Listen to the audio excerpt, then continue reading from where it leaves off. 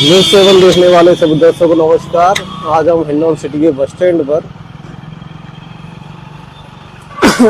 Live तस्वीरों के माध्यम से हम आपको दिखा रहे हैं हिंडौन सिटी के बस स्टैंड से, जो कि बस टेम्पो चालकों द्वारा अतिक्रमण किया हुआ है। देखिए, यहाँ लगातार जाम की स्थिति हमेशा बनी रहती है। बस चालकों द्वारा मेन सर्किल पर बस को खड़ा कर दिए जाते हैं साधन, और टेम्पो वालों लाइव तस्वीरों के माध्यम से आपको दिखा रहे हैं।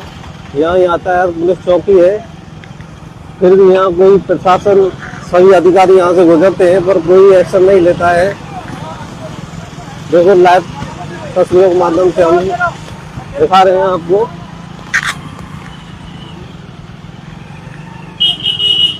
हिंडौन सिटी के बस स्टैंड से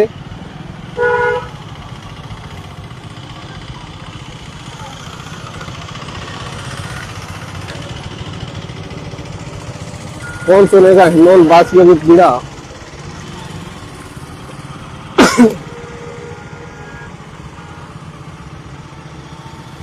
लगातार यहाँ उड़ती हुई धूल,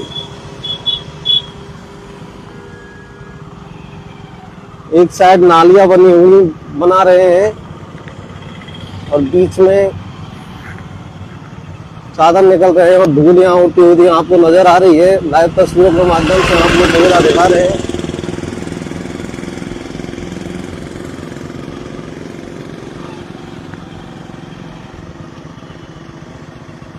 हम जा रहे हैं रेलवे बस स्टैंड साइड।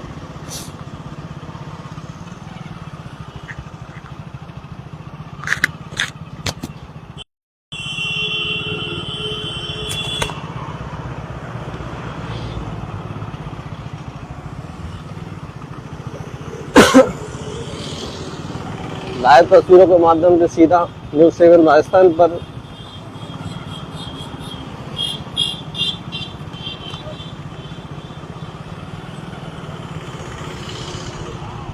लगातार डस्ट उड़ती आपको नजर आ रही है।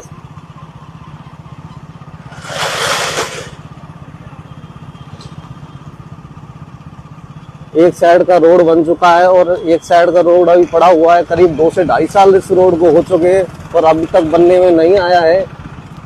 पहले यहाँ कांग्रेस का विधायक था, लेकिन इस बार फिर दोबारा कांग्रेस का विधायक है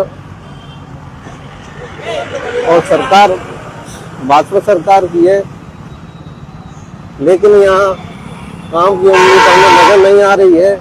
लाइव तस्वीरों के माध्यम से सीधा आपको दिखा रहे हैं।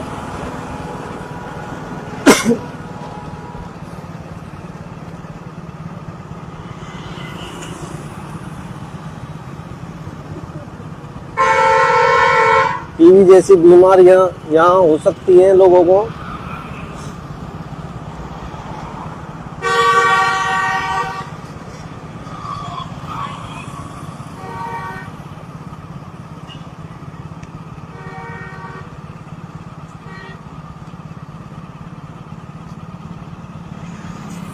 हिंडौन सिटी से अभिषेक भारद्वाज।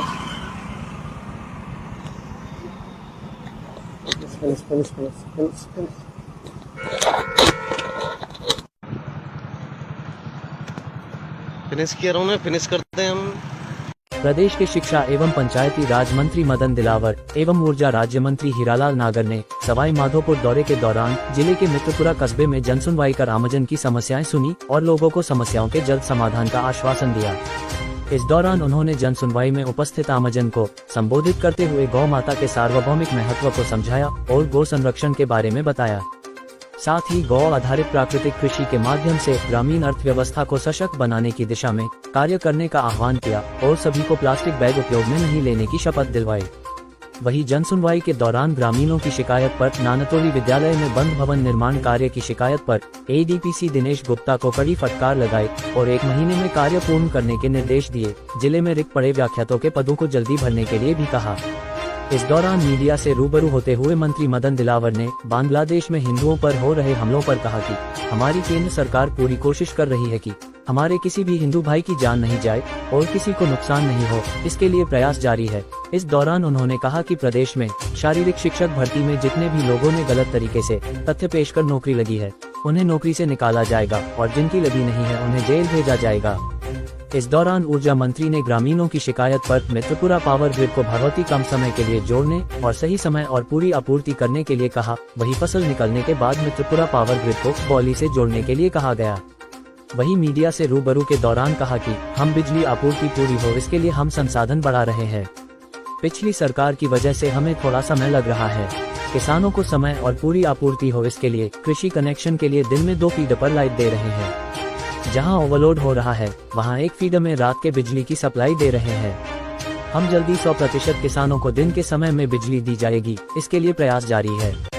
कृषि कनेक्शन देने में थोड़ी देरी इसलिए हो रही है, हमने 10 से 12 साल के कृषि कनेक्शन एक साथ निकाल दिए हैं, इसलिए पर्याप्त ट्रांसफार्मर और पोल नहीं मिल पा रहे। फिर भी इस गर्मी से पहले हम सभी को कनेक्शन दे देंगे।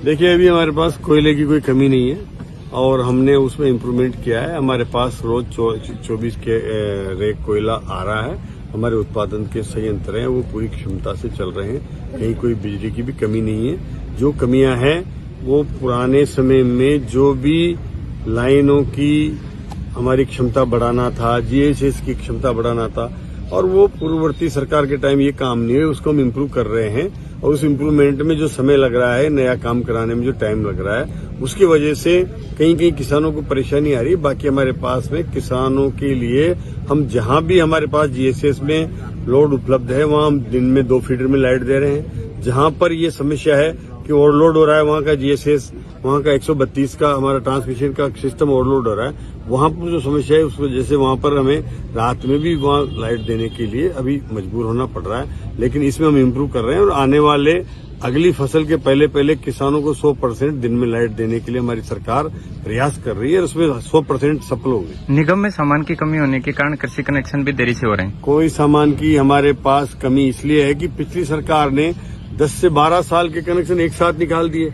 उसमें समय लगता है, न मतलब वो मैन्युफैक्चरर के पास ट्रांसफार्मर उपलब्ध है, न उतनी क्षमता में उसको वहां पर वो खंबे गाड़ करके तार खींचने के लिए कोई सिस्टम उपलब्ध है। इस वजह से देरी लग रही है, लेकिन इस गर्मी के पहले सारे किसानों को हम कनेक्शन दे देंगे।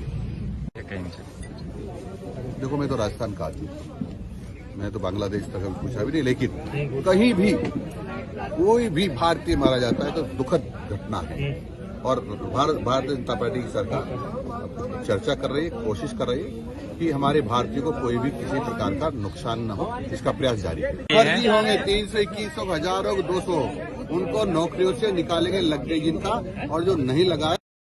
कुहू इंटरनेशनल स्कूल, नसिया कॉलोनी, गंगापुर सिटी, कक्षा 1 से लेकर 12 तक शिक्षा, संस्कार, अनुशासन, समर्पण के साथ श्रेष्ठ शिक्षा देने वाला एकमात्र संस्थान। अपने बच्चों के बेहतर भविष्य के लिए आज ही प्रवेश लें। प्रदेश के ऊर्जा राज्य मंत्री हीरालाल नागर तथा बामनवास से कांग्रेस विधायक इंदिरा मीणा एवं भाजपा के खंडार विधायक जितेंद्र गोठवाल के बीच उस वक्त जमकर नोकझोंक हो गई, जब सवाई माधोपुर में जिला परिषद सभागार में ऊर्जा राज्य मंत्री हीरालाल नागर अपने विभाग की समीक्षा बैठक ले रहे थे। समीक्षा बैठक के बीच ही बिजली व्यवस्थाओं को लेकर मंत्री और विधायक के बीच जमकर हॉट टॉक हुई। विधायक जितेंद्र गोठवाल भी इस हॉट टॉक में अछूते नहीं रहे। मंत्री के बचाव में जब भाजपा विधायक जितेंद्र गोठवाल उतरे तो इंदिरा मीणा विधायक जितेंद्र गोठवाल से भी भिड़ गयी। मंत्री हीरालाल नागर ने मुख्यालय स्थित जिला परिषद सभागार में बिजली विभाग के अधिकारियों की समीक्षा बैठक ली और विभागवार कार्यों की समीक्षा की। इस दौरान बैठक में भाजपा के खंडार विधायक जितेंद्र गोठवाल, बामनवास विधायक इंदिरा मीणा, भाजपा जिला अध्यक्ष सुशील दीक्षित सहित वरिष्ठ भाजपा के पदाधिकारी शामिल रहे।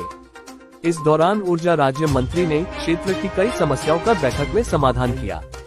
इस अवसर पर बामनवास विधायक इंदिरा मीणा ने बामनवास क्षेत्र की बिजली व्यवस्थाओं का मुद्दा उठाते हुए कहा कि मुख्यमंत्री ने वर्चुअल रूप से उनके क्षेत्र में पूर्ववर्ती सरकार में अधूरे बने 132 जीएसएस का उद्घाटन कर दिया, लेकिन उसके बाद से ही जीएसएस का काम अभी तक अधूरा पड़ा है। ऐसे में उन्होंने मंत्री पर सवाल दागते हुए कहा कि बताएं उनके क्षेत्र में आप किसानों को कब से 3 फेज दिन में भी बिजली मिल सकेगी और किसानों को सही समय पर डीपी नहीं मिल रही है।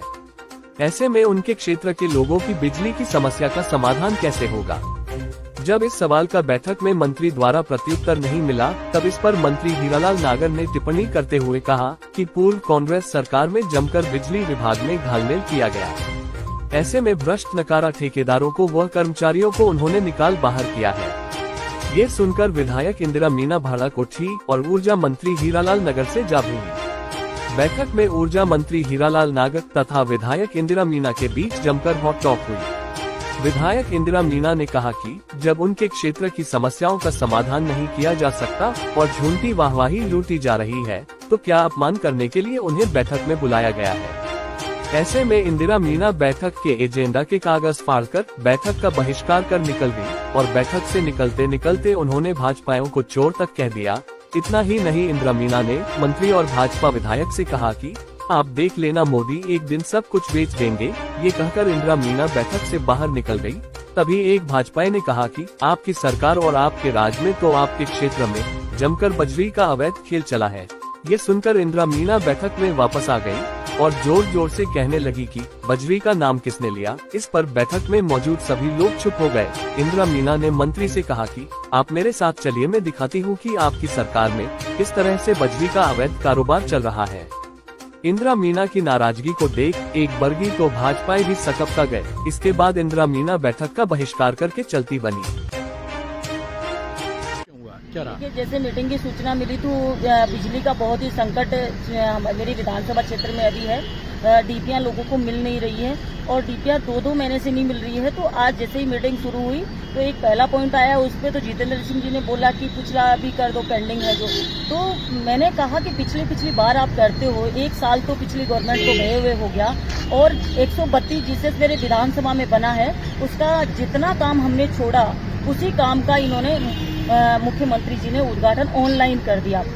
उस समय भी मैंने मुख्यमंत्री जी को मैसेज किया कि ये अधूरा जीएसएस है, इसको पूरा करवा दीजिए।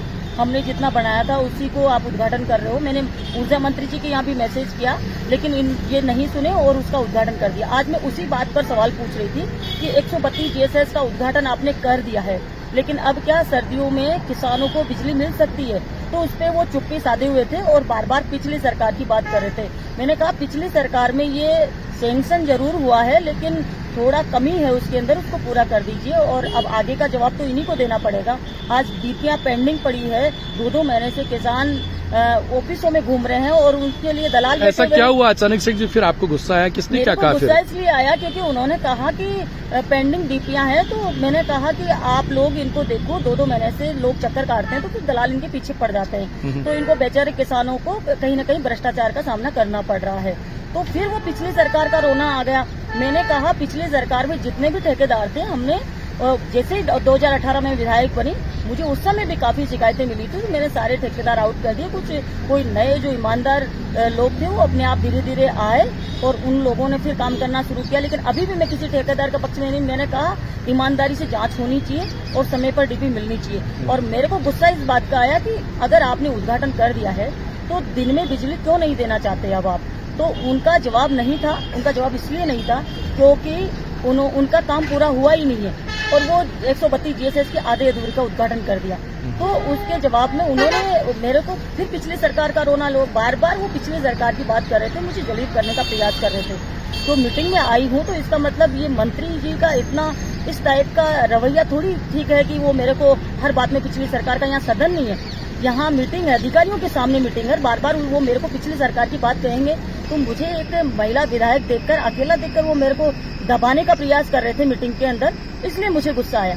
समर्थकों से भी अभी की काफी रोकटोक हुई। वहाँ बीजेपी वाले लोग जो लोग बैठे हुए थे, पता नहीं कौन थे, वो मीटिंग में वैलिड थे नहीं थे आने के लिए, लेकिन वो लोग बहुत सारे बैठे हुए थे वहाँ पे।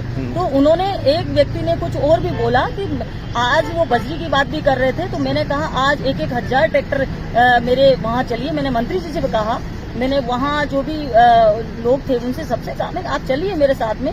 आज कौन बजरी का व्यापार कर रहा है, आज कौन बिजली ऑफिस में दलाली कर रहा है, आप एक बार चेक कर लीजिए। मैं आपको बता रही हूँ, मैं आपको ये सीधा नहीं कर रही कि आप किसी को पनिशमेंट दीजिए, आपको जांच करने के लिए बोल रही हूँ। लेकिन आप फिर उसको बार बार उस बात को, आज 1 साल होने को आया है, लेकिन मुझे अकेला देखकर वो ये सोच रहे थे कि इसको किसी तरीके से चुप करा दिया जाए और इसको धमकाया जाए, जलील किया जाए। बार बार वो पिछली सरकार का नाम लेके मुझे जलील करने की कोशिश कर रहे थे, इसलिए मुझे गुस्सा आया। बैठक में हुई हॉट टॉक के दौरान जब मंत्री हीरालाल नागर के पक्ष में विधायक जितेंद्र गोठवाल उतरे तो जितेंद्र गोठवाल से भी विधायक इंदिरा मीना की जमकर हॉट टॉक हुई। विधायक जितेंद्र गोठवाल ने कहा कि केवल सस्ती लोकप्रियता हासिल करने के लिए विधायक इंदिरा मीना ऐसे हथकंडे इस्तेमाल कर रही है। यही नहीं, भाजपा समर्थकों से भी इंदिरा मीना बैठक के दौरान ही जमकर भिड़ी। देखिए, मुख्यमंत्री जी की फ्लैगशिप योजनाओं का फीडबैक, सवाई माधोपुर में अच्छी बिजली बिना फॉल्ट के और ज्यादा से ज्यादा समय कैसे लोगों को मिले, उसके लिए मंत्री जी ने बैठक ली, जनप्रतिनिधियों को बुलाया। जैसा उनका स्वभाव है माननीय विधायक का, सस्ती लोकप्रियता पाने के लिए हमेशा ऐसा आडंबर रचने का स्वभाव जिनका होता है, वो मुझे नहीं लगता कि किसी बैठक का उनके लिए कोई महत्व होता है। उनके लिए मात्र महत्व होता है किसी भी तरह उनको लोकप्रियता मिले, अब वो चाहे लोकप्रियता अच्छी बात में हो या बुरी बात में। इस पूरे मामले पर मंत्री हीरालाल नागर ने सफाई देते हुए कहा कि वे क्षेत्र की सभी समस्याओं का बिना भेदभाव किया समाधान करते हैं, लेकिन विधायक इंदिरा मीना का रवैया उनकी समझ से परे है। एनर्जी के सेक्टर में चाहे वो स्टोरेज हो, चाहे वो मतलब पीएसपी के हो, चाहे वो हमारा सोलर के हो, विंड में हो, तो ये सब योजनाएं हम लेकर के आ रहे हैं। हुआ है खंडा और सवाई माधोपुर कोई विशेष यहाँ पे आज लाभ पहुंचने वाला है क्या?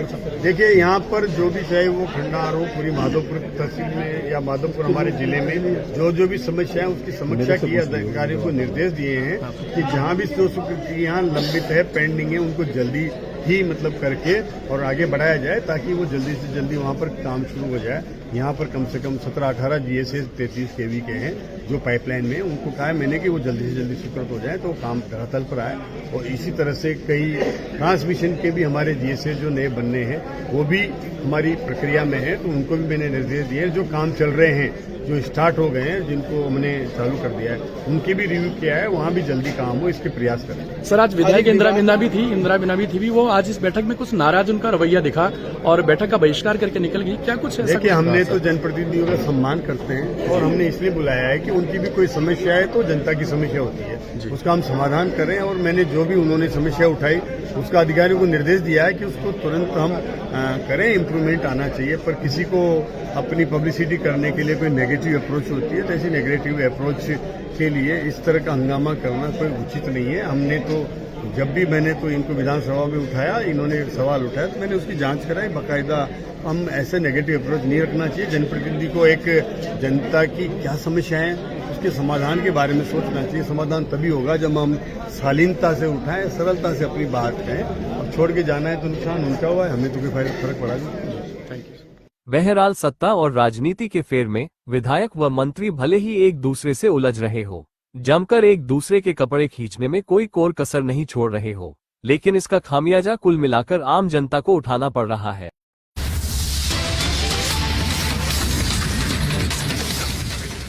पुलिस थाना हिंडौन सिटी की कार्यवाही।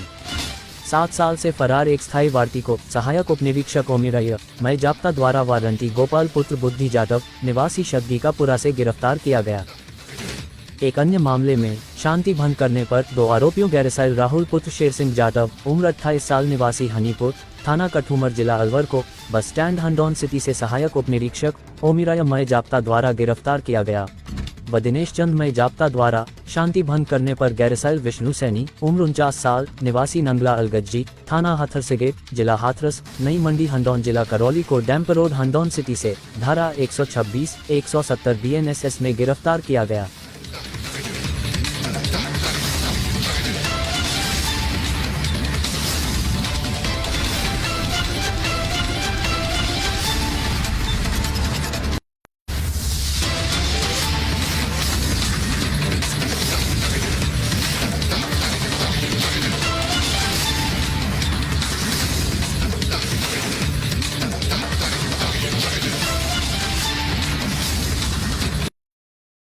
GPS senior secondary school Gangapur city कक्षा LKG से 12वीं तक शिक्षा, संस्कार, अनुशासन एवं समर्पण के साथ श्रेष्ठ शिक्षा देने वाला एकमात्र संस्थान।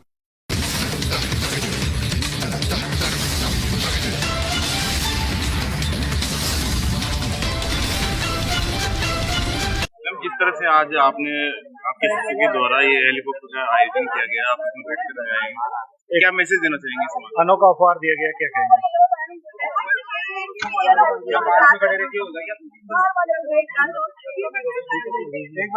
जब आपको पता चला कि ये विदाई हेलीकॉप्टर से होने वाली, क्या आपको पहले से पता था? किस तरह का उत्सुकता, कितना अच्छा गिफ्ट लगा ये?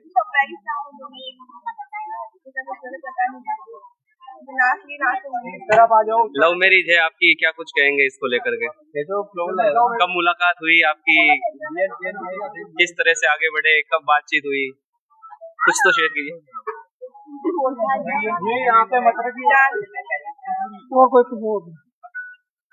Thank you. किस तरह से लगा, कैसा लगा? ये गिफ्ट मानो, उपहार मानो, अचानक से कैसे क्या किया कुछ नहीं पता, बस उन्होंने बोला कि चलो ये एंजॉय करते हैं, विदाई हो रही है, विदाई ले गए एकदम से, वहाँ हेलीकॉप्टर एकदम से हो गए, तगड़ा सरप्राइज है।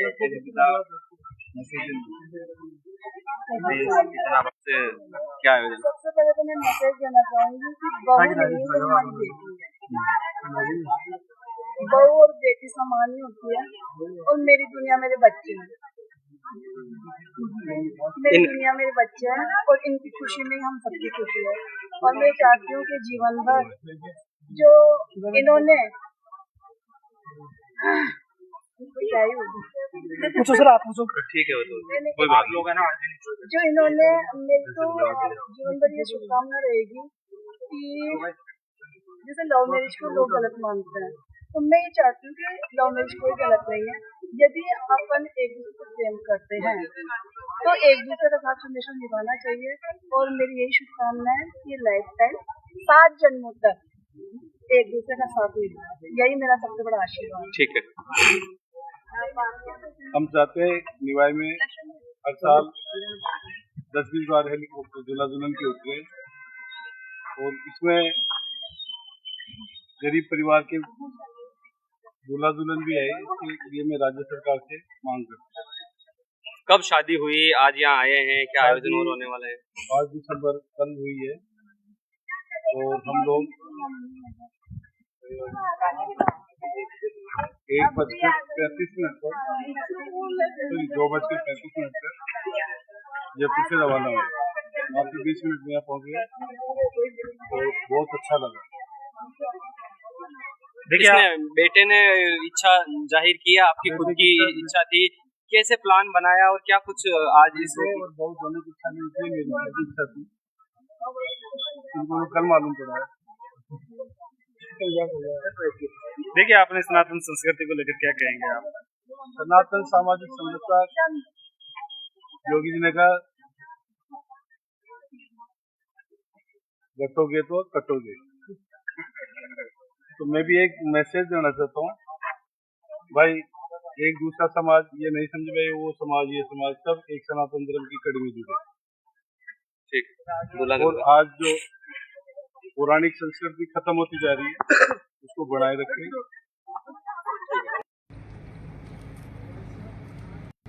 न्यूज़ 7 राजस्थान देख रहे सभी दर्शकों का स्वागत है, और इस समय हम मौजूद हैं करौली फाटक पर, जहां पर जो है ओवरब्रिज का जो कार्य है वो चल रहा है। और इस समय आप देखेंगे कि जो पूरा मटेरियल है वो किस तरीके से ढेर लगे हुए हैं मिट्टी के वगैरह के, और ये वो गाटर हैं जो यहाँ पड़े हुए हैं, और कार्य प्रगति पर चल रहा है, लेकिन अभी जल्द इसकी होने की उम्मीद कम नज़र आ रही है, क्योंकि लगभग जैसे हमने जानकारी जुटाई तो उसके मुताबिक बताया जा रहा है कि लगभग 1 वर्ष और इसमें कार्य में लग जाएगा, और उसके बाद में जनता के लिए ये शुरू हो सकता है, आमजन के लिए शुरू हो सकता है।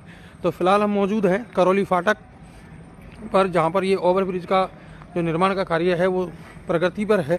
हालांकि बीच में काफ़ी लंबा टाइम इसको हो चुका है, पहले जो कंपनी काम करती थी वो यहाँ से जा चुकी है, और दूसरी कंपनी ने काम संभाला, उसके बाद इसका दोबारा से जो है वो काम शुरू हो पाया है। और आपको बता दें कि पहले ये दीवारों पर बनना था, लेकिन लोगों के विरोध के चलते जो है अब इसको पिल्लरों पे बनाया जा रहा है।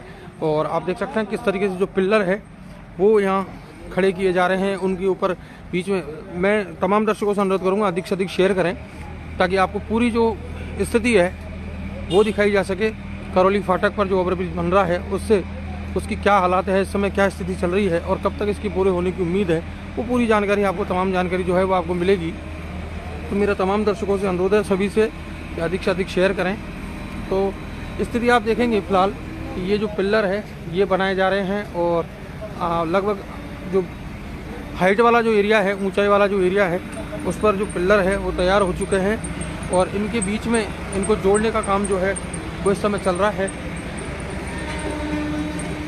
ये बीच में ट्रैक तैयार किया जा रहा है पिलरों के बीच में, ताकि जो एक पिलर से दूसरे पिलर तक उसको जोड़ा जा सके। तो ये जो काम है फ़िलहाल यहाँ प्रगति पर है और इस समय आप सीधा न्यूज़ 7 आसान पर लाइव देख रहे हैं और मशीनें जो हैं वो लगी हुई है और लगातार जो काम है वो प्रगति पर चल रहा है। और पिछले कई जहाँ तक मुझे याद है लगभग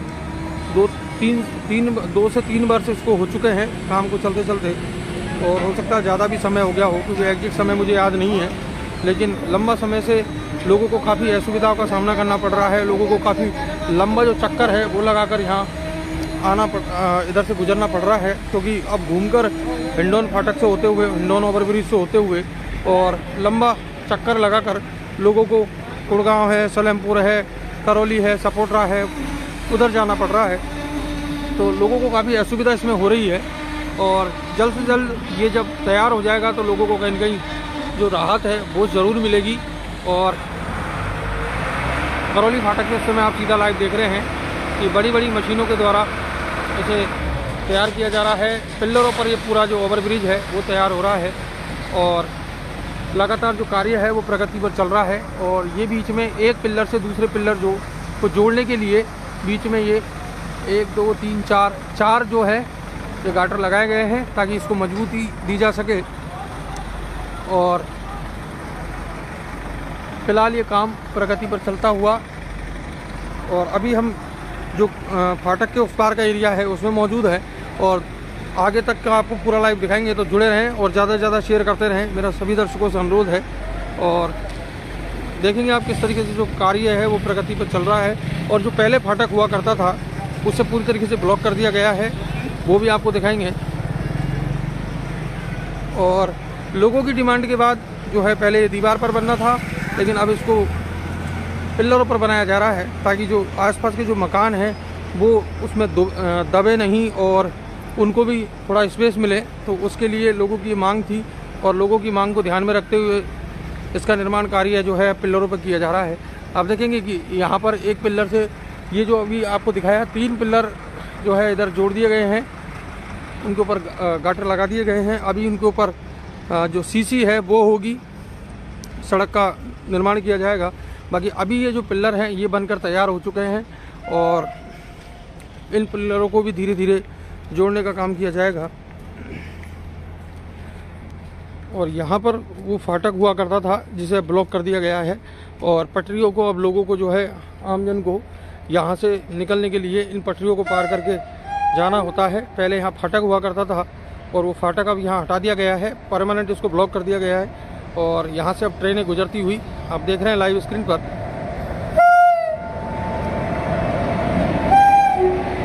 तो जो करौली फाटक है वहाँ से सीधा आपको लाइव दिखा रहे हैं न्यूज़ 7 राजस्थान पर। और इस समय निर्माण कार्य जो है उसका चल रहा है।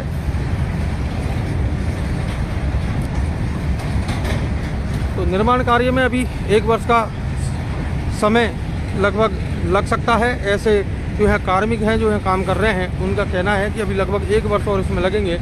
लेकिन अगर कार्य तीव्र गति से हो कहीं न कहीं तो लोगों को जल्दी राहत मिलने की उम्मीद है, ताकि उनको लंबा चक्कर लगाकर ना आना पड़े। और यहाँ की जो स्थिति है अभी ये वाला जो एरिया है पूरा एक तरीके से उजाड़ जैसा हो गया है, बिल्कुल सन्नाटा छाया रहता है क्योंकि आवागमन बिल्कुल इस रूट पर बंद है, जिसकी वजह से और लोगों को धूल मिट्टी का भी सामना करना पड़ रहा है क्योंकि कार्य के चलते धूल मिट्टी भी इधर ज़बरदस्त तरीके से उड़ती है। तो लोगों को कहीं न कहीं अभी फ़िलहाल जो है पूरा जो व्यापार है इधर का वो भी चौपट हो चुका है। लोगों को कई सारी जो समस्या हैं उनका सामना करना पड़ रहा है। तो फिलहाल करौली फाटक से आप सीधा लाइव देख रहे हैं और ट्रेन जैसे ही निकल जाएगी उसके बाद हम आपको करौली जो गंगापुर साइड वाला जो एरिया है पटरी के उधर वाला एरिया उसका भी हाल सूरत हाल क्या है वो भी आपको दिखाएंगे। अभी ट्रेन गुजरे तो हम पटरी पार करें और उसके बाद आपको पूरी जो स्थिति है वो दिखाएं, क्योंकि ये पूरा ब्लॉक कर दिया गया है जो यहाँ फाटक हुआ करता था। और ये वो 2 पिल्लरों के बीच में लगाए जाने वाले लेंटर हैं, या ये कह सकते हैं कि खटर है। और ट्रेन मालगाड़ी है वो बीच रुक गई है और इनको बीच में डाला जा रहा है ताकि एक पिल्लर से दूसरे पिल्लर तक पहुंचा जा सके, जुड़ा जा सके। तो उसके लिए भी ये पूरा और मजबूती का भी पूरा ख्याल रखा जा रहा है। आप देखेंगे इसकी जो मजबूती है वो भी ज़बरदस्त है। और एक पिल्लर से दूसरे पिल्लर के बीच में इस तरीके के 4 जो गाटर है वो लगाए जा रहे हैं और इसके बाद में एक पिल्लर से दूसरे पिल्लर को जोड़ा जा रहा है। और स्थिति आप देख सकते हैं कि क्या इस समय हालात जो है वो बने हुए हैं। लगातार जो कार्मिक हैं वो लगे हुए हैं काम में। और हिंडौन होकर हिंडौन वाली जो पुलिया है, ओवर ब्रिज है, उससे लोगों को घूमकर जाना पड़ रहा है। काफ़ी लंबा जो फेरा है वो लगता है, जिसके चलते लोगों का समय भी बर्बाद होता है, लोगों का पेट्रोल की भी लोगों को नुकसान होता है और काफ़ी नुकसान जो है लोगों को उठाना पड़ रहा है। काफ़ी लंबा समय हो चुका है और फिलहाल करौली ओवरब्रिज का कार्य जो है वो प्रगति पे चल रहा है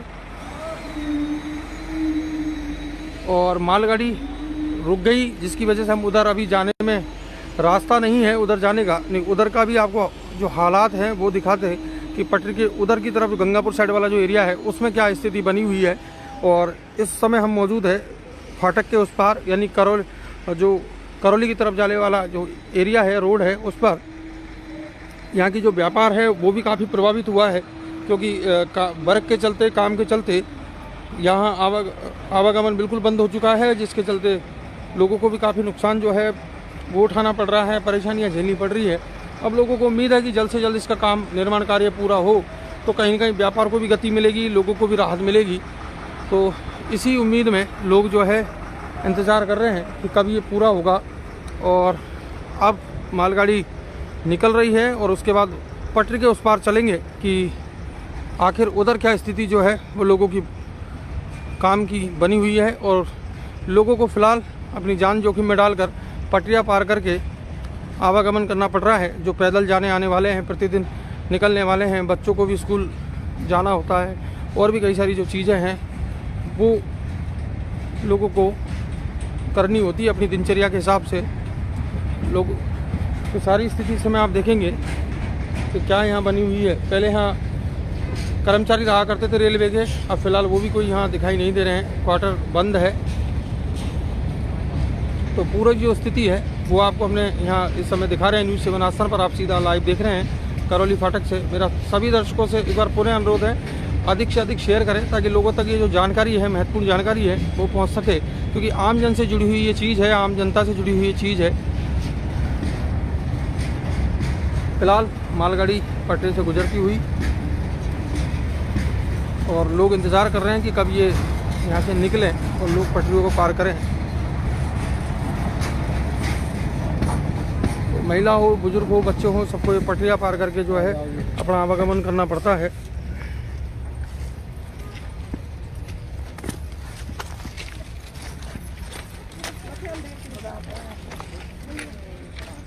तो इस समय आप सीधा लाइव देख रहे हैं और ऑटो, कुछ लोगों को यहाँ से ले जाने के लिए ऑटो भी रहते हैं, क्योंकि ताकि लोगों को यहाँ से पटरी से उधर से इधर से उधर ले जाएं।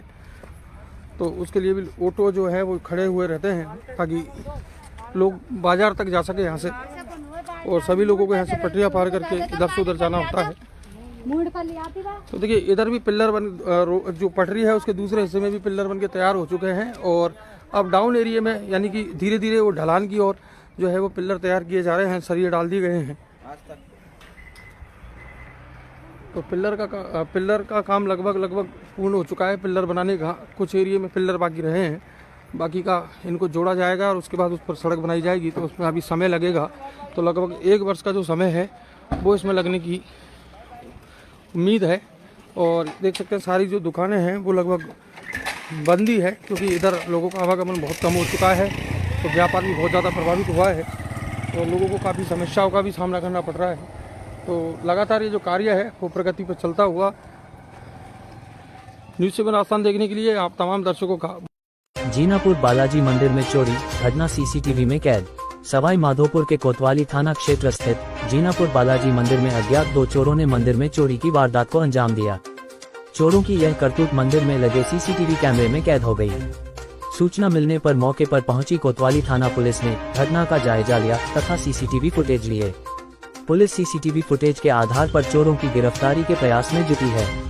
कोतवाली थाना प्रभारी राजवीर सिंह के अनुसार रात को अज्ञात चोर बालाजी मंदिर की दानपेटी को नीचे से तोड़कर उसमें रखे करीब 15-20 हजार रुपए चुरा कर ले गए हैं। सीसीटीवी फुटेज के अनुसार चोरों की संख्या 2 है तथा बाइक से आए हैं।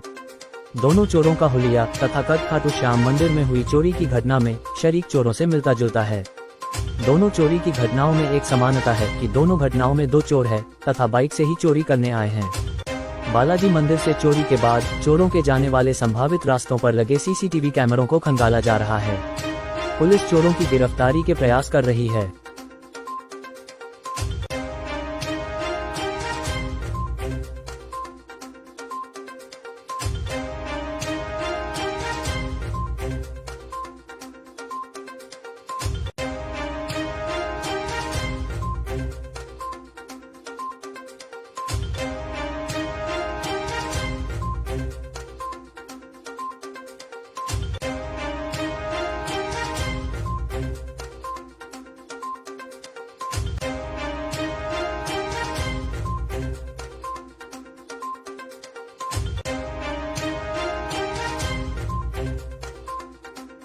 संविधान निर्माता बाबा साहेब डॉक्टर भीमराव अंबेडकर के निर्वाण दिवस के अवसर पर आज नगर परिषद गंगापुर सिटी एवं नगर पालिका वजीरपुर के संयुक्त तत्वाधान में जयपुर बाईपास स्थित अंबेडकर भवन में आयोजित निर्वाण दिवस एवं गोष्ठी कार्यक्रम में मुख्य अतिथि के रूप में पूर्व विधायक मानसिंह गुर्जर रहे। विशिष्ट अतिथि नगर परिषद सभापति शिवरतन अग्रवाल एवं वजीरपुर नगर पालिका अध्यक्ष मुकेश बैरवा रहे। सभी अतिथियों ने बाबा साहेब की छायाचित्र के समक्ष दीप प्रज्वलित कर कार्यक्रम का शुभारंभ किया। इस अवसर पर सभी ने संकल्प लिया कि हम सभी बाबा साहब के सिद्धांतों पर चलेंगे एवं आगे बढ़ेंगे। अंबेडकर भवन में हर माह एक गोष्ठी का आयोजन किया जाएगा, ये सभी ने सर्वसम्मति से नियम लागू किया। इस अवसर पर पूर्व विधायक मानसिंह गुर्जर ने बताया कि वे आजीवन किसानों, श्रमिकों व महिलाओं के हितों की रक्षा के लिए संघर्षरत रहे। समाज के कमजोर व पिछड़े वर्ग के उत्थान के लिए उनके द्वारा किए गए कार्य हम सभी के लिए प्रेरणादायक है। सभापति शिवरतन अग्रवाल ने बताया कि शोषितों, वंचितों और महिलाओं के उत्थान के लिए उन्होंने आजीवन संघर्ष किया। राष्ट्र निर्माण में उनके योगदान को आने वाली पीढ़ियां सदैव याद रखेंगी। वजीरपुर पालिकाध्यक्ष मुकेश बैरवा ने बताया कि लोकतंत्र को सशक्त बनाने में उनका साहस, उनका ज्ञान और योगदान उनकी विरासत हैं, जो हमें देश के लिए हर संघर्ष में प्रेरणा।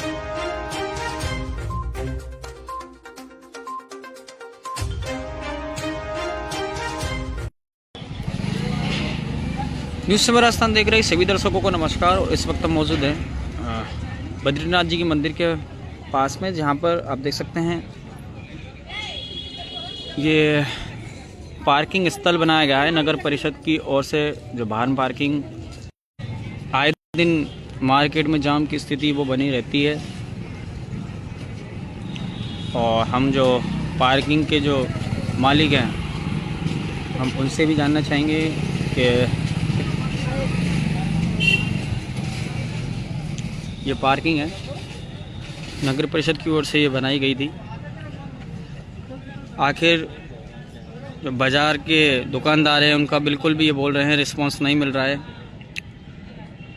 अरे सर, सबसे पहले आपका नाम बताइए।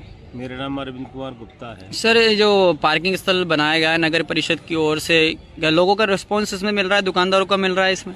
नहीं बिल्कुल भी इतना जैसा मिलना था ना वो उससे साफ है नहीं है। 5% का बाजार वालों का यहाँ पर योगदान बना है। आप देख सकते हैं जो पीछे का मार्केट है उसमें भी काफ़ी सारी गाड़ियाँ हैं ना रोड पे लगे। दुकानदार खुद लगवाते हैं गाड़ी को, दुकानदारों की खुद की गाड़ियाँ नहीं आ रही थी। ये पार्किंग जो बनाई गई है विशेष कर तो दुकानदारों के हिसाब से ही बनाई गई थी, लेकिन दुकानदार समझ नहीं पा रहे कि भैया हमारे को पार्किंग का इस्तेमाल करना है कि नहीं करना। गंगापुर में पार्किंग के नाम से जानते नहीं पार्किंग किसको कहते हैं। बिल्कुल पार्किंग की भाषा ही नहीं समझ रहे हैं बाजार वाले, मार्केट वाले, कि भाई पहले तो मांग कर रहे थे कि भाई पार्किंग होना चाहिए। अब पार्किंग, इतनी बड़ी पार्किंग नगर पालिका ने दी है, यहाँ के चेयरमैन साहब और यहाँ के विधायक साहब ने ये पार्किंग की व्यवस्था बहुत गंगापुर सिटी में करोड़ों रुपए की संपत्ति को उन्होंने आज पार्किंग के नाम पर दे रखा है जी। और इसमें कोई भी ऐसे आदमी बाजार के और न ग्राहक जो ग्राहकों का नाम लेते तो ग्राहक को तो अपन समझाएंगे जब भी तो आएगा ग्राहक भी तो पहले तो दुकानदार ही यहाँ आए और अपनी पार्किंग में गाड़ी लाए। और जो बच्ची कुछ गाड़ियाँ आए ना ये भी शायद मेरे ख्याल से अगले महीने से दुकानदार नहीं पहुँचाने वाले क्योंकि उनका पास कंप्लीट हो जाएगा जब। हाँ, उनका पास जब कंप्लीट हो जाएगा उसको भी कैंसिल कराने के मूड में है। अच्छा क्योंकि जब उनकी जगह पे भीड़ लगी मिलेगी तो वो आगे कैसे बढ़ेंगे।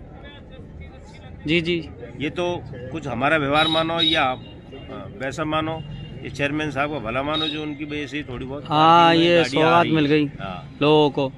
प्रशासन का कोई सहयोग मिल रहा है इसमें? प्रशासन का सहयोग, प्रशासनिक अधिकारी यहाँ पर एक बार तो खुद गंगापुर सिटी कोतवाल जी सीआई साहब जितेंद्र जी आए, उन्होंने इसका उद्घाटन किया, बाजार के लोगों को संबोधित करके गए थे और उन्होंने समझाया था भी। और उनके के अनुसार हमने एक 20 दिन का जो फ्री वाला प्रोग्राम था वो भी उनको करके दिया, आम ग्राहक को भी करके दिया, आम जनता को करके दिया और आने वाले बाहर से आने वाले मोटरसाइकिल चालकों और मालिकों को भी हमने ऐसा प्रोत्साहन दिया जी। लेकिन यह समझ नहीं पा रहे पार्किंग क्या है। बेशक तो प्रशासन ने भी जगह जगह बैनर लगा रखे हैं। प्रशासन के अनुसार हमने गंगापुर सिटी में कम से कम 40 जगह ऐसे बैनर लगा रखे हैं। नगर आयुक्त की तरफ से लगा रखा है, यातायात विभाग के जो अपने टीआई साहब हैं उनके शर्मा जी के अनुसार भी हमने ये काफ़ी बैनर यहाँ पर लगवा करके प्रचार कर रखा है। लेकिन उसका कोई इधर तो खाली इधर वाले मार्केट में गाड़ी वाड़ी नहीं दिखती है, लेकिन पिछले मार्केट में इतनी फुल भरा हुआ है। हाँ वही तो, निकलने को जगह नहीं है उस मार्केट में। अब क्या कहना चाहोगे लोगों से और दुकानदारों से? मेरा तो इनसे हाथ जोड़ के निवेदन ये है कि भैया पार्किंग बनाई गई थी, इस पार्किंग में अपनी गाड़ियों को कम से कम अपनी गाड़ियों को तो लगाएं। उसके बाद अपन के ग्राहक की गाड़ी भी आएंगी, ग्राहक भी आपके संतुष्टि से बैठ करके सामान खरीदेगा दुकान पे आराम से। ध्यान दें और अतिक्रमण चार तब अवैध रूप से अतिक्रमण खूब है गंगापुर सिटी। हाँ, जो अतिक्रमण बाहर के हटाना चाहिए, जो बाहर सिटी के हटाने का चाहिए, जो बाहर के हटाया जा रहा है। बिल्कुल अतिक्रमण हटना चाहिए ना, जिससे थोड़ा सा बाजार खुले, क्योंकि यहाँ के दुकानदारों ने बाजार काफी चौड़ा है। जब यात्रा निकलती है तो बाजार कितना चौड़ा लगता है। और अब देखो आप आदमी निकलने को जगह नहीं है मार्केट में। तो ये थे हमारे साथ जो क्या जी रास्ते में ठेले वेले लगे रहते हैं और उससे ट्रैफिक बहुत जाम रह जाता है, दुकानदार परेशान रहते हैं। ये तो सहयोग करना चाहिए ना लोगों को भी, दुकानदारों को भी, कोई परेशानी न हो निकलने वाले को, बाहर से आने वालों को भी ये लगे कि अपन गंगापुर शहर में आए तो काफी अच्छा बात है। पर हमें परेशानी होती है, रास्ता जाम है सर। तो कुछ तो संदेश देना चाहोगे आप, क्या कहना चाहोगे अतिक्रमण के बारे में? अरे बाजार बिल्कुल साफ रहना चाहिए, बाजार में अतिक्रमण होता है, आने जाने वाले। इस चीज के जिम्मेदार कौन है? दुकानदार भी है और कुछ ये भी है, गाड़ियाँ पार्किंग में लगी, ग्राहक भी परेशान है, दुकानदार भी दुखी है उससे। पहले तो ये था पार्किंग नहीं थी, पार्किंग की व्यवस्था नहीं थी, अब पार्किंग की व्यवस्था भी कर दी। आराम से पार्किंग में ये दुकानदार भी उनसे कहे ग्राहकों से कि भाई गाड़ी को वहाँ रखो, तो उनको भी फायदा है, पब्लिक को भी हाथ मिले। खुद की भी गाड़ी लगा दुकानदार। 800 मोटरसाइकिल की पार्किंग है हमारे पास जी, और यहाँ नहीं है हमारे पास 150 भी। तो बाजार तो खचाखच भरा मिलेगा ही मिलेगा सर। बिल्कुल सही बात है सर।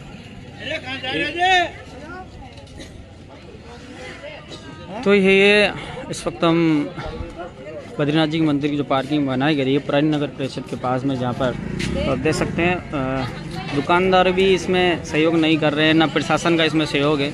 जगह जगह बैनर तो लगा दिए, लेकिन इस चीज़ की कोई भी पालना नहीं कर रहा है। आप देख सकते हैं दुकानदारों ने खुद अपनी दुकान के बाहर जो गाड़ी लगा रखी है, पार्किंग में खड़ी करने की बजाय रोड पे लगा रखी है। और इस वक्त हम आपको सीधी तस्वीर दिखा रहे हैं न्यूज़ सेवर राजस्थान पे। ये वाहन पार्किंग बनाई गई है नगर परिषद की ओर से, और मंथली पास भी है इसका 150 रुपये का। ठेले हैं, आधे ज़्यादा लोगों ने अतिक्रमण कर रखा है, निकलने को जगह नहीं है।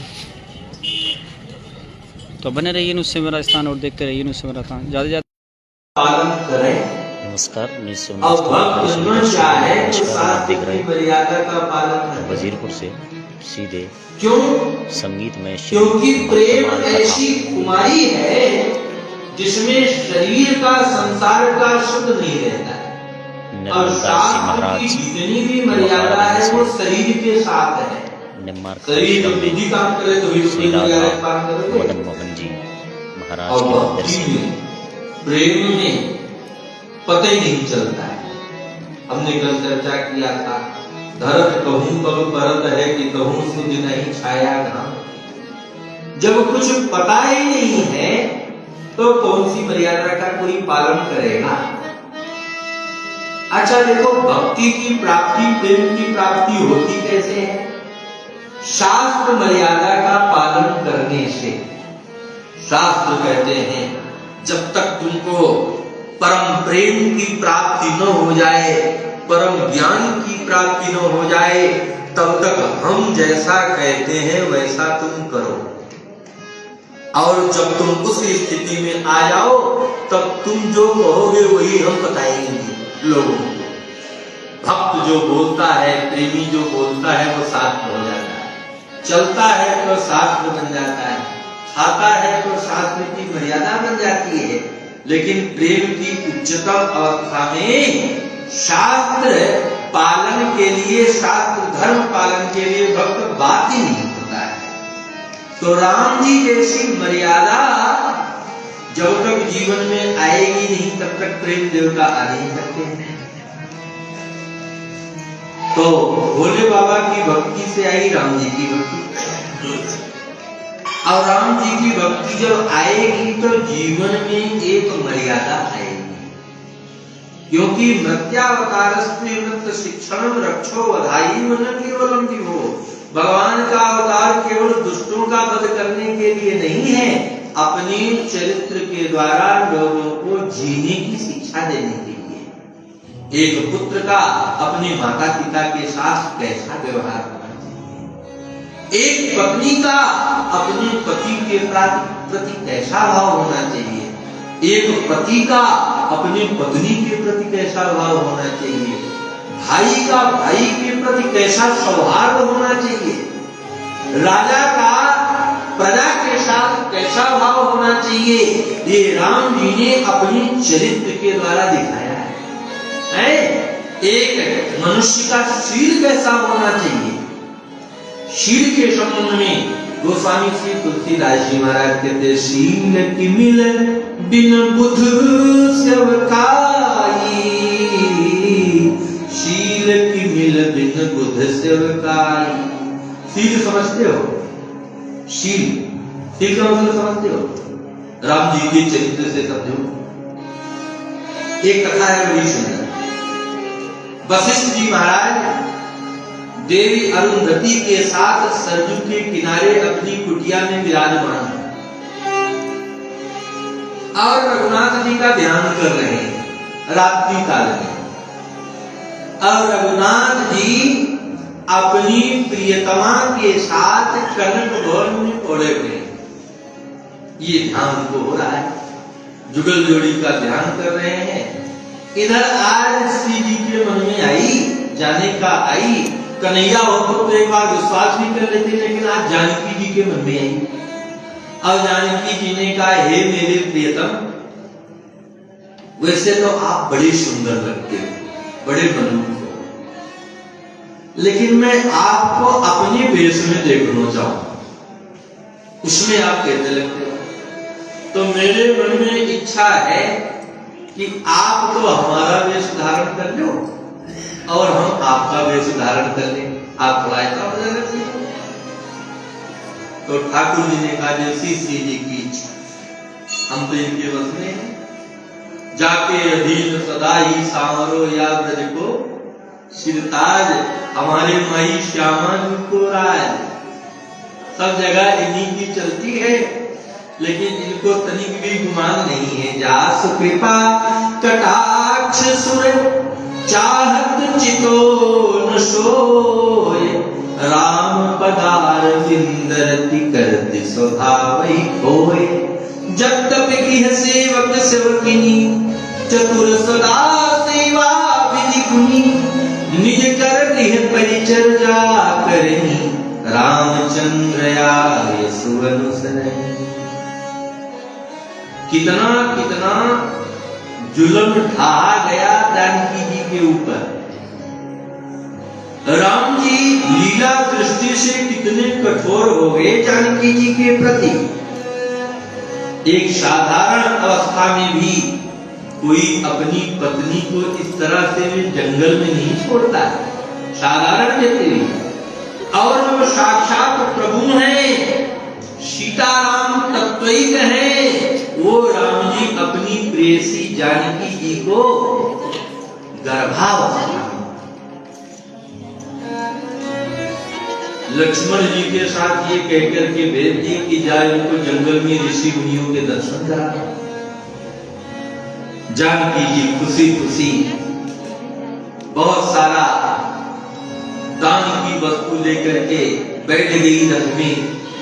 लक्ष्मण जी रथ लेकर के गए, जानकी जी को जंगल में उतार दिया और वन की शोभा देख करके जानकी जी ने जब कहा देवर जी अब रथ में बैठे, मैं थक गई क्योंकि मैं इस समय आसन प्रसवा हूं, कुछ ही समय के बाद मैं संतान को जन्म देने वाली हूं। लक्ष्मण जी ने नीचे सर झुका दिया और रोते रोते कहा माता हमको क्षमा करना, राज आज्ञा पालन करने के लिए मैं बाध्य हूं, आप कहना क्या चाहते हैं।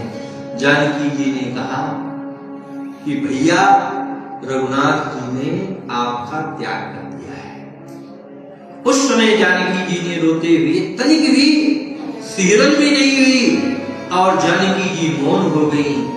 जब बोली तो उन्होंने कहा देवर जी कोई बात नहीं, जैसे मेरे आजकल का टाइम होता तो लोग तुरंत केस ठोक देते, ऐसा कैसे हो सकता है। कुइया राजा डूबते मरूंगी, होने नहीं दूंगी ऐसा। लेकिन एक पति प्रथा का क्या धर्म है। जानकी जी के चरित्र से कभी राम जी के ऊपर उनको इतना विश्वास है, इतना कॉन्फिडेंस है कि हमारे प्रियतम जो कुछ करेंगे वो अच्छा ही करेंगे। राजा है ना, राजा प्रजा की उपासना, इसमें उनकी क्या गलती है। राज मर्यादा का पालन करते हुए रघुनाथ ने हमारा त्याग जरूर कर दिया, लेकिन है मेरे और जो मेरा है उससे शिकायत है। जानकी जी ने कहा भले ही आप उनकी आज्ञा का पालन करो, लेकिन एक बार हमारे तरफ भी दृष्टि उठा करके देख लो।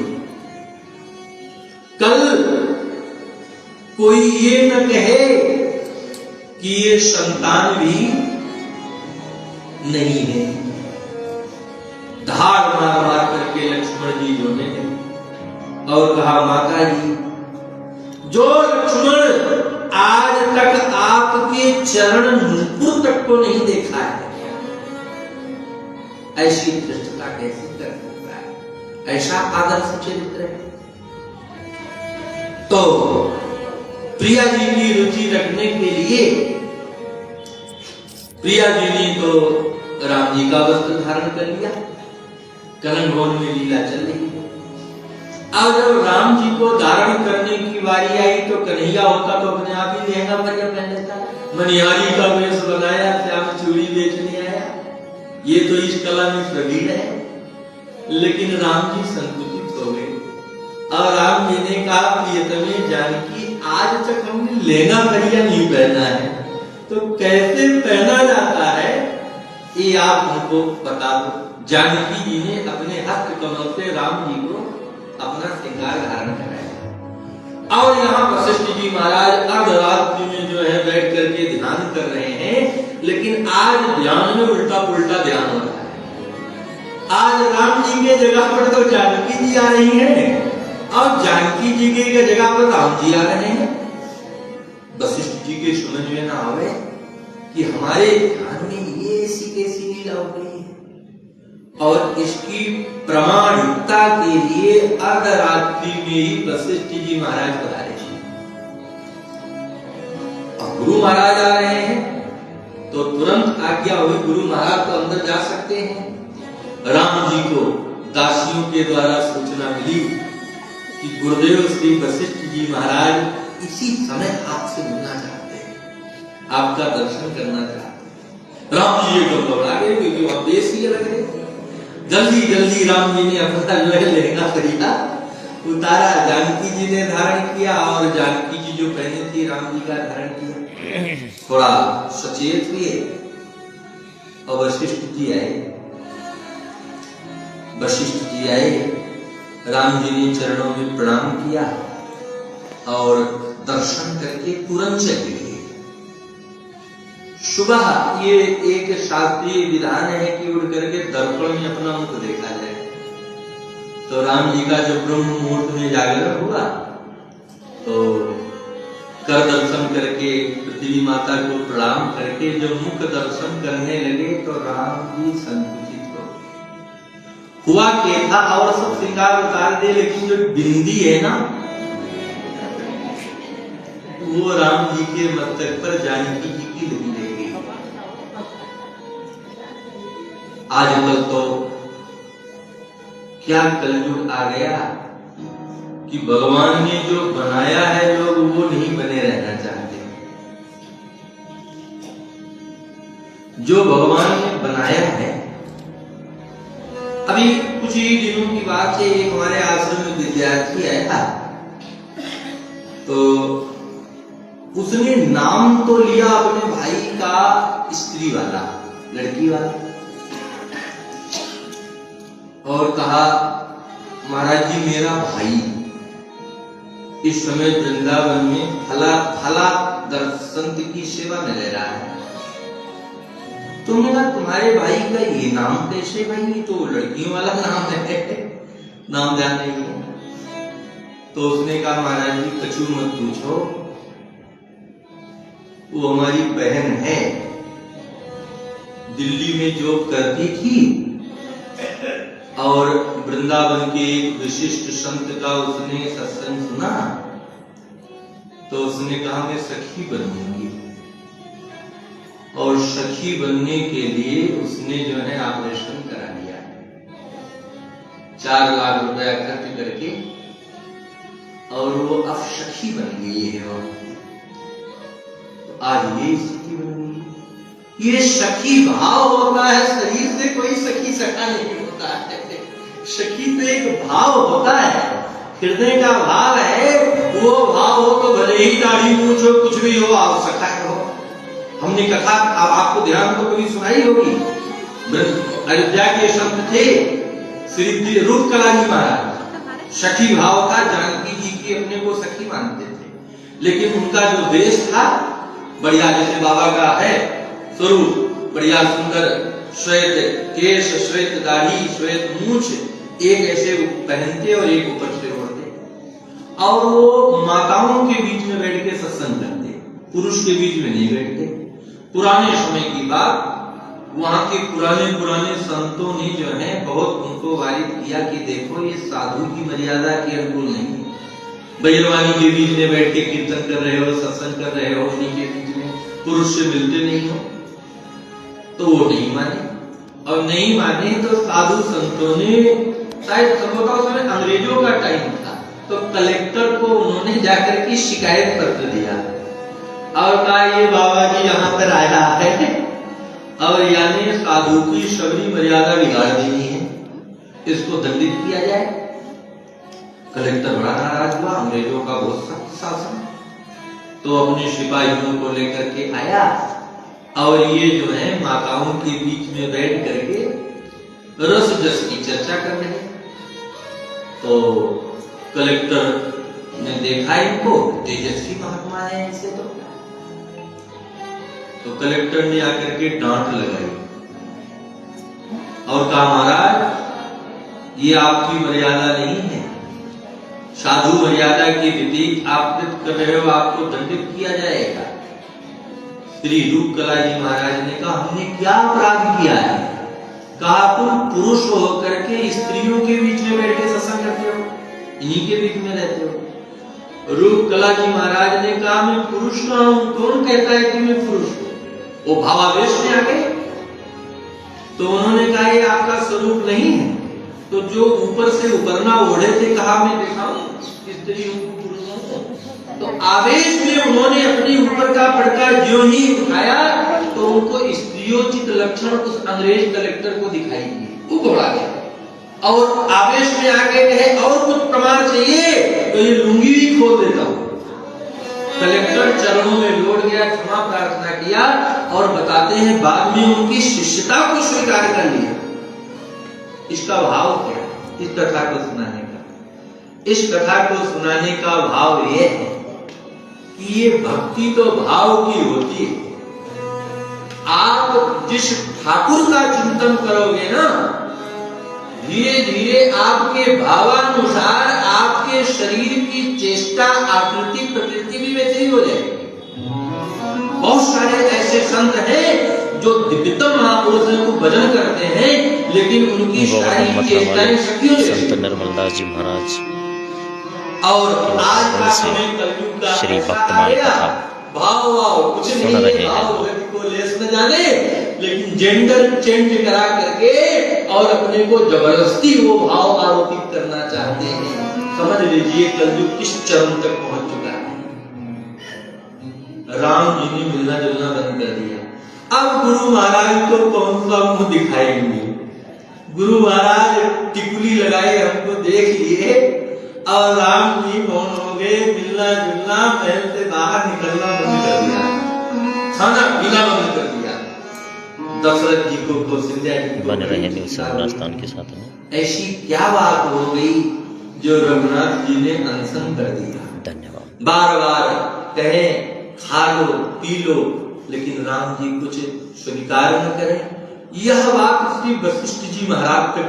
अब आपके शहर गंगापुर सिटी में चिकित्सा के क्षेत्र में नए आयाम, नए भव्य स्वरूप में आया है वर्धमान मल्टी स्पेशलिटी हॉस्पिटल, जिसमें सभी प्रकार की बीमारियों का एक ही छत के नीचे अत्याधुनिक तकनीक से चिकित्सा सुविधा उपलब्ध, जिनमें जनरल मेडिसिन, सर्जरी, गायनिक, शिशु रोग, हड्डी रोग, यूरोलॉजी, दंत रोग चिकित्सा सुविधा उपलब्ध, विशेषज्ञ डॉक्टर्स की टीम, अत्याधुनिक लैब व सभी प्रकार की जांच सुविधा उपलब्ध, सभी प्रकार की योजनाएं जैसे मुख्यमंत्री चिरंजीवी RGHS की सुविधा उपलब्ध। वर्धमान हॉस्पिटल का वादा हर व्यक्ति को निरोगी बनाना। आज ही संपर्क करें Vardhman multi speciality hospital, Jaipur road, Gangapur city. Contact number 8302906531 और 7463294 752।